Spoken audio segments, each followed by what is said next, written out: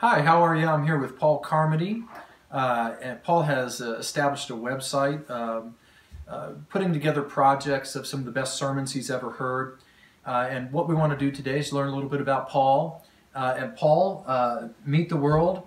I want to know what got you started first in experiencing God, a relationship with God. Well, I guess if you really want to be honest, it goes back when I was 4 years old.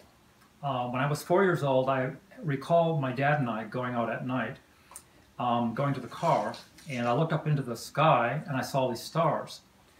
And I asked my dad the question, I said, who made all those stars? I didn't say, how did they get there? I said, who made them? I'm 4 years old and I'm asking this question. Right. And my dad said, God did.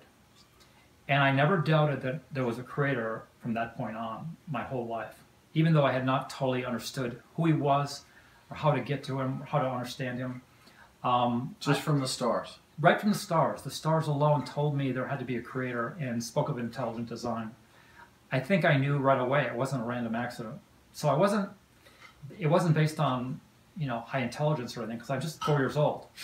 And I'm just a little kid. But when my dad answered that question, that satisfied me. I knew that. And from that time on, I had a conscience. So I knew when I did right or wrong, and I knew that when I was in the wrong direction, God was dealing with me. He was tightening the noose up on me a little bit, you might say, or shortening the leash.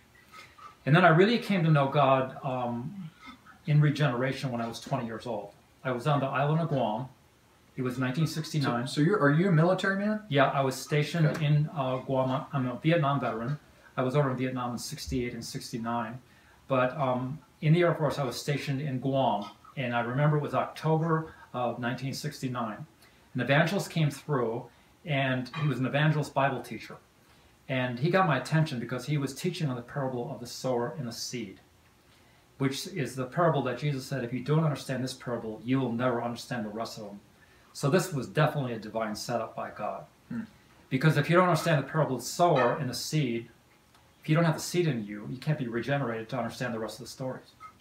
So regenerate. You mentioned that word a couple of times. What does that mean? It means when God turns the light on inside of you and you become conscious of God and aware of God. You have a new center of gravity. And Jesus calls it being born again. But the theological word that theologians use is being regenerated. And that's a work of God that God does upon us. Paul said in Ephesians 2:1, and you hath he quickened who were dead in trespasses and sins. So this is a work that God does. We're passive, and God does a number on us. And if God doesn't draw us, we can't come. Jesus said that. So God takes the initiative in salvation, and we are responsible to respond, but God makes us willing in the day of his power. This took me a long time to understand. So when you were 20 years old, something happened to you. Can you tell me a little more about that? Well, I was very self-centered and very narcissistic at this time because I was into competitive bodybuilding. And, oh, really? Yeah. I was an athlete in high school, and I wanted to look good, and I was seeking validation, and bodybuilding was one of the ways that I could do that. But when I saw the reality of God in Jesus Christ, I realized that this was really a lot of vanity, and I was putting myself at the center of the purpose and not God. What God did in me at that point was something that I can only describe as supernatural. He gave me a supernatural passion and desire and capacity for the Word of God.